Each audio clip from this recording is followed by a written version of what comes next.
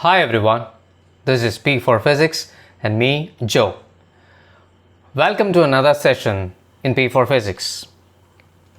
The previous video happens to be the introduction to the 12th grade. So I said we are going to follow TNA CRE textbook, which comprises of two volumes, volume 1 and volume 2. And in the previous video's description, I had given the link for downloading the soft copies of those textbooks, and hope you had downloaded that using that link, because whatever we are going to start and go on with will be based on that textbook, and if you have that textbook, it would be easy to follow. Well, in the previous video, we have been seeing about how to label the entire volume 1 and volume 2 according to the content. Volume 1, we said, could be labeled as electromagnetism in total, and if ever we want to wish to give a title for volume 2, we said it might be modern physics. Well, in the 11th grade and 12th grade, as we know very well that it is a higher secondary course, and have you ever thought that one entire volume of this 2-year course is devoted to one single topic in physics, electromagnetism? So naturally, we would come up to an understanding that it is a very important topic to deal with. So in the previous video, I have been outlining the importance of electromagnetism by connecting it with the modern tech. We now know that modern technology, whatever we call it and use it to be, is having its root in electromagnetism. It is only through our understanding about electromagnetism we were able to come up with modern technology. So modern technology is primarily due to our understanding of electromagnetism.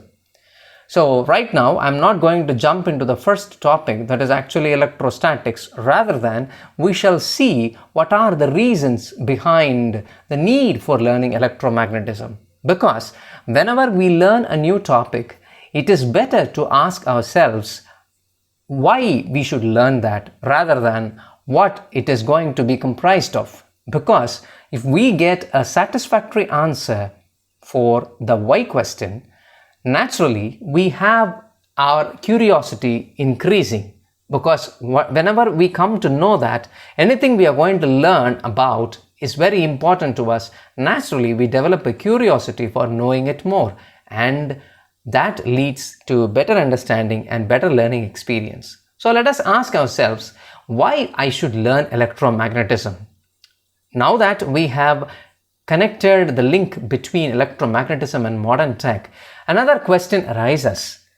Is learning electromagnetism in total just to understand modern tech? No. Our daily lives, human lives in total, is a lot larger than modern technology. Of course, there is no denying that modern technology has bettered our lives, but beyond modern tech, there is a lot to explore in human lives and whatever that is around us. So we come to an understanding that though we say modern tech is primarily due to our understanding of electromagnetism, that serves one of the important purposes of why I should learn electromagnetism. On the other hand, if we ask a simple question, let me ask you a simple question. Give me a name of a force that you know very well about. Naturally, most of us would come up with a name gravitational force, simply because it is a force that we experience on a daily basis, 24/7, all our lives. So gravitational force is known to us, but apart from gravitational force, on a daily basis, we do have a lot of other forces which we experience in our daily life. Most of the forces, other than the gravitational force, that we experience on a daily basis are electromagnetic in nature. Hey, wait, we were trying to connect the link between electromagnetism only with modern tech a little earlier. But now we say most of the forces that we experience on a daily basis are electromagnetic in nature. It means it serves me another important purpose. Rather than understanding modern technology, if I have to understand the forces that I experience in my daily life, I need to learn or have the basics of electromagnetism. Of course, electromagnetism is cut short into an acronym, electromagnetism, as EM, that I have used here.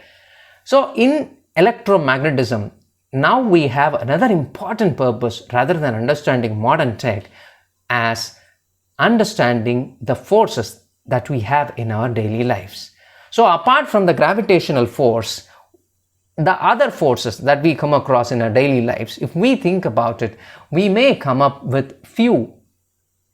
I have listed a very few of them: tension force, normal force, and frictional force. So let us try to connect it with our everyday life where we actually use these forces. Let me start with the tension force. I take a small wire, a lengthy wire, and hold it tight using my two hands. Whenever I hold them tight by giving a grip on either side of that wire, there is a tension created in the wire. It remains taut or tight, right? And that is the tension force we are talking about.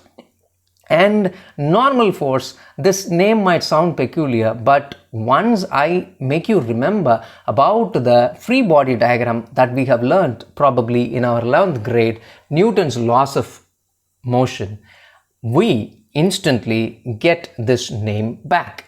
Yes, in that free body diagram, we have been drawing the downward force, the weight mg of any body acting in the downward direction, and to that we have added a counter force in the upward direction, and we named it as normal force. Hope it comes to your memory right now. And after this normal force, we talk about frictional force. So I'm giving just the list of examples that we come across in our daily lives. This frictional force is probably the easiest and well-known force among the three examples that I have quoted so far. Because in our lower classes itself, whenever our science teacher introduced the chapter heat, he or she would have easily told you, children, when we rub our palms together, we feel heat. That is because the frictional force that is created between the palm due to the act of rubbing, that is frictional force, they would have taught you. So this is the easiest thing that we can comprehend compared to the rest of the two. So frictional force, normal force, tension force, all these forces, seemingly different, have their roots on one thing, that is, they arise from the electromagnetic force within the atom. So understanding the electromagnetic forces, we understand in turn all these different types of forces that we come across on a daily basis. So electromagnetism is not only important just to understand the modern tech, but also the everyday forces that we encounter in our daily lives can be understood better and can be comprehended better if we know about electromagnetism. Whatever we have discussed so far is nothing but the aim or a need to understand electromagnetism, why I should learn that. So I have two valid points to understand and explore the idea of electromagnetism. Now let us jump into the topic directly. The title Electrostatics. When I read the very title, it is better, especially in physics, whenever we come across a new topic or title, it is important to explore the title first rather than jumping into the subject directly. In this terminology, electrostatics, this statics seems familiar to me already, because in 11th grade mechanics we have seen there are two branches of mechanics, one to be statics and the other as dynamics. Statics is the study about bodies at rest, we have learnt, and if I connect it with electrostatics here, this gives me some sense. We understand that electrostatics is a branch of physics which deals with stationary charges. Getting back to electromagnetism, we have seen that electromagnetism comprises of two important forces of nature, one to be the electric force and the other to be the magnetic force. And whenever we talk about electric force or electricity, the core idea or the fundamental concept happens to be the electric charges, here represented merely as charges. Yes, electrostatics. Statics means objects at rest. So therefore, Electrostatics refer to the study or branch of physics that deals with stationary charges. Here in the first unit, we are going to only study about charges, and more specifically, we are going to concentrate on charges that are at rest or stationary charges. So in case of electrostatics, we are going to talk only about charges at rest. Having understood the charges which are at rest, we shall then move on to charges in motion in the following chapters. Now, let us jump into a historical perspective. So far, we have seen the purpose of learning electromagnetism, and we have just now seen what electrostatic is all about. Electrostatics is going to be study of charges. Though we have been using again and again the terminology charges, which has been used millennia ago, we have not understood what charges really are until very recently. If we want to see the historical perspective of this electrostatics, we should get back to hundreds and hundreds of years where human beings had an important observation of an experimental thing. So that was amber. When rubbed with animal fur, it started to attract small pieces of leaves and dust. So we might ask ourselves, why do we need to learn all these things? Whenever we have an historical perspective of anything we learn, if it is possible, if we include that in our discussions, it would be better to understand the origin of any idea or concept in a given subject. So if we want to understand electrostatics, which is primarily all about charges, we need to understand how they came up with an idea of charges. So when this material called amber is rubbed with animal fur, it started to attract small pieces of leaves and dust, we said. But before rubbing, nothing was there with the case of amber. It didn't show any attractive nature. And whenever we read the word attracted or attracts, what comes up in our mind would naturally be magnets. Because whenever we think about the word attraction, we naturally comprehend or associate it with magnets. Because magnets are always attractive in nature. They attract different elements. We know about magnetic materials a lot. But here we understand that amber for sure is not a magnetic material, and neither is animal fur. If the two materials which are totally disconnected from the idea of magnetism, that are not actually magnetic materials, we understand this attractive nature of amber has nothing to do with the idea of magnetism or the concept of magnetism. Then how was it possible for amber to attract small pieces of leaves and dust? Those leaves and dust are neither magnetic materials, so to mention. So we understand that this property of attraction was gained by amber due to an important action of rubbing. That is, before rubbing, there was no attractive property with amber, and only after rubbing it with animal fur, it gets that attractive property. Now, after that rubbing, now the amber is said to be charged. This property of attraction is technically called charged. So this is where we first come across the historical perspective. In a historical perspective, we come across the term charged. Though they didn't know what charges are really to be, they used the word charged. So amber and animal fur, this happens to be a combination. If I change any member of the combination, this charging or the attractive property doesn't emerge out. So we find that there are only with certain pairs of combinations this attractive nature comes to one of the materials, and we naturally raise a question or have a question that is it only with amber and animal fur combination that this kind of attraction works? No, there are few more examples. To quote or mention another example, it is easier to know that we have glass rod and silk cloth combination similar to amber and animal fur. Like amber rubbed with animal fur gains the attractive nature, here too, on the other hand, glass rod when rubbed with the silk cloth appears to attract, not it appears, but it actually starts attracting small pieces of leaves and dust like amber did. So it is easy for us to conclude that this glass rod also has the charged nature after getting rubbed with silk cloth. So here too there is a peculiar combination, glass rod and silk rod, which are not at all magnetic in nature. Now one of this member, the glass rod, gets charged because of rubbing it with the silk cloth. Now we shall understand that this process of charging, or this concept of charging, is due to the act of rubbing. Due to the rubbing, something has changed in amber. So what is that? In order to understand this, let us jump into the different types of charges. So what are the different types of charges? So we have to thank the man called Benjamin Franklin, who lived in 18th century.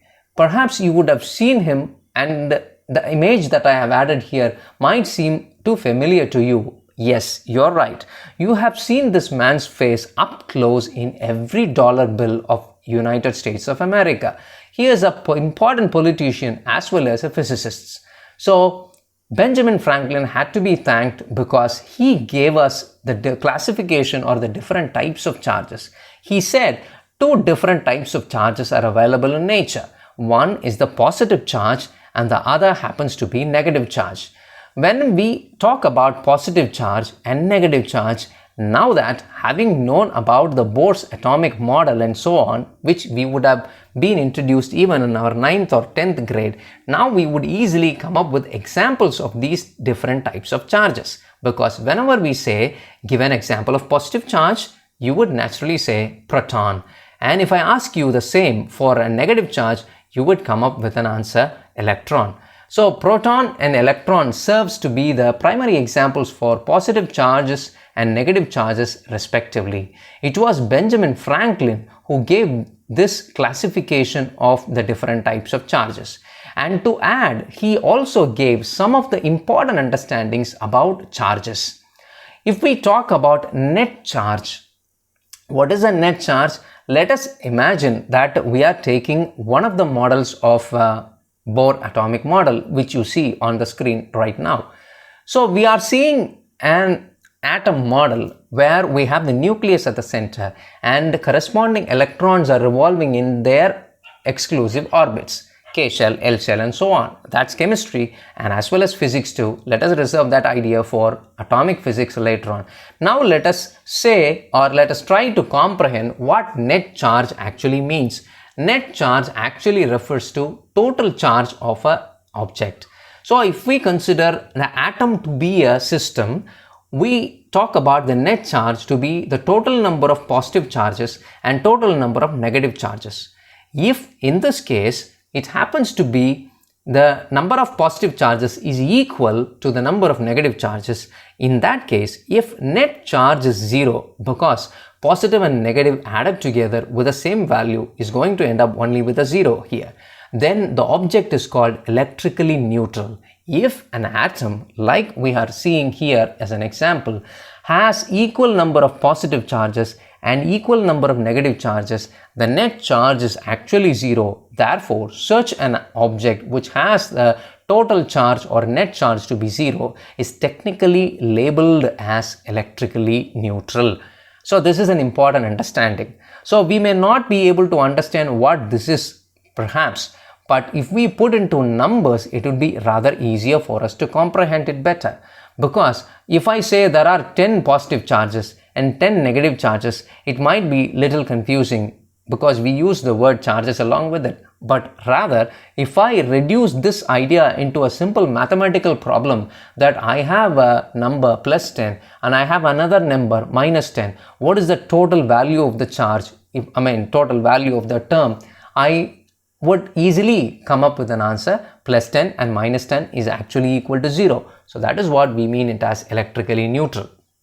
And in the previous case, we were talking about two different combinations where we talked about amber and animal fur and glass rod and silk cloth. Later we said amber and glass rod getting charged, and this charging up is only due to the act of rubbing. with their corresponding combinations.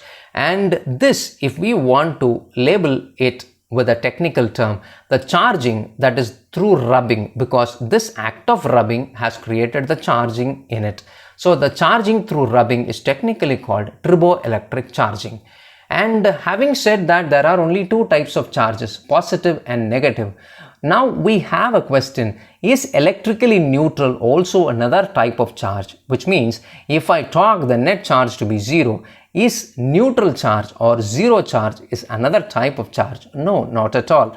Neutral charge or electrically neutral state simply means the so-called positive charge and negative charge are equal in number in that system, and that need not be or should not be considered as another type of charge, right? And when we talk about the positive charges and negative charges meeting at a point or trying to meet at a point, what would happen? What would they experience? So we have two different types of things. Always we associate this electricity with magnetism because magnetism is introduced to us a little earlier than electricity. We all know about a magnetic dipole as simply a bar magnet. And when we imagine a bar magnet, naturally we would say there is a north pole and there is a south pole. And it is by nature, we are familiar with the property that like poles repel each other and unlike poles attract each other. The similar idea works superbly here. Since there are only two different types of charges, here I have represented two different cases.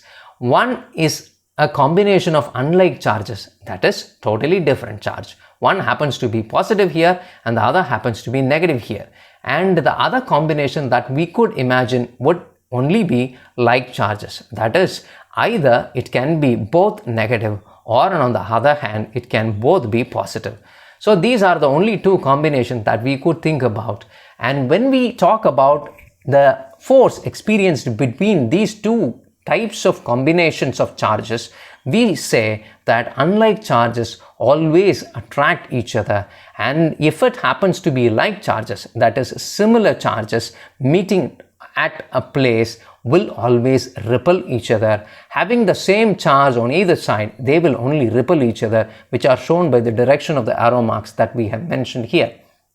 So in this session, we have talked a little about the introduction of electrostatics, and more than that, we tried to comprehend why we should learn electromagnetism in the first place. And we have two valid reasons why electromagnetism is very important to us. Rather than just modern tech, we need to understand many things in our daily lives and for which we need to know about electromagnetism. And we talked a little about electrostatics, what it deals with, and then we jumped into a little about the historical background of that charges idea, and we talked about Benjamin Franklin's different types of charges and his value added points as electrically neutral and triboelectric charging and like that. And we also saw how or what type of force is experienced between unlike charge combination and like charge combination. So with this, we close this session, and we will continue this idea and we will explore more physics. Dear students, friends, this is P for Physics, the place where we could enjoy and learn physics in an easy and entertaining way. And I hope that you like this video. If you like this video, please click the like button, and if you wish to subscribe, please subscribe it. And if you got any comments, please tell the comments, and hoping to see you soon, and we will be meeting in series of sessions like this. Until then, it's Joe signing off from you. Take care, tell your friends about this P for Physics, and help us to grow. Thank you a lot. Take care.